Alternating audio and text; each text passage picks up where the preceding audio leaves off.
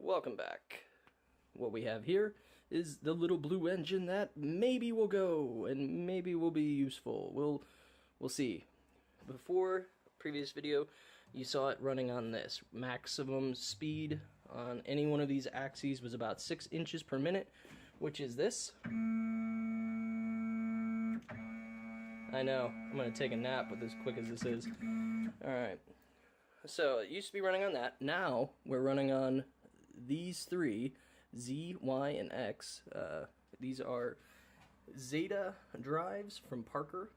They're CompuMotors. I got all four for 160 on eBay. That was a breakout board from eBay as well, like 30 bucks. This is all fabric cobbled from bits I've salvaged from, like, that. I think that's a treadmill. I think that came from a treadmill.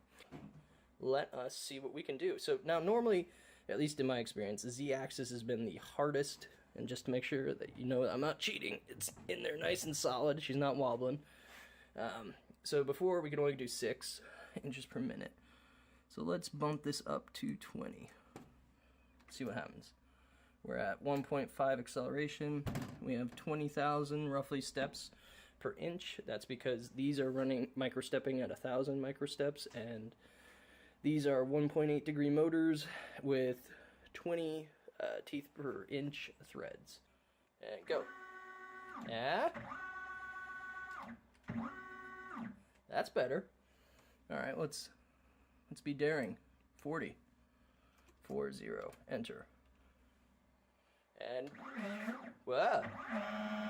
Go! Go, baby, go! It's kind of sounding a little long in the tooth there, isn't she? Alright, so that's 40. Let's go a little higher. 60. Surely this won't work. Oh! Whoa! Jeez. Okay, so we'll point this out. These are the stock motors, 65 volts, and I am running them at, like, I think 2 amps. It's a bit much. Let's try 70. I'm getting a little nervous. Here we go. And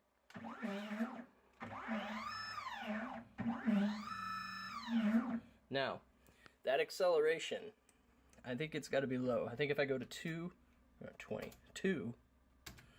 I don't think this is going to work. Ah.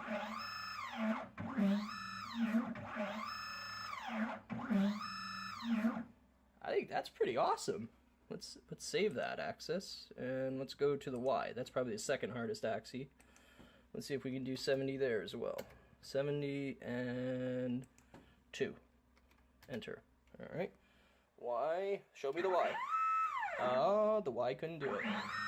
Oh, there she goes. Now,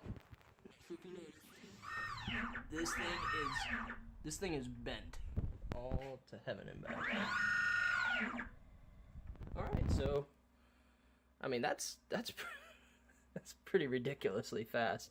Probably more than this thing's even capable of using. But the point is that we're using stock stepper motors that come with the unit, and we're just using, you know, really cheap 160 for all of these. That's 40 a piece. I mean, come on. Comes with its own power supply. What's not to love? So this is the old Collet nut, and these are the collets for the old style spindle that came with it. Well, I actually had to buy these separately because they didn't actually come with it, but they only go up to I think it's 5/16. So this is an ER-16. So much more to hold, and much more to love, right? So what they did was, there's this company makes an adapter that has the same internal threads as this nut here, and then allows you to put on an ER-16 collet. Pretty freaking awesome. So yeah, this is a 3/8 inch end mill. 4-foot carbide. This is 1/4 inch mild steel here in the jaw. I've already tried doing a few cuts on it here and there, and we're going to do some experiments.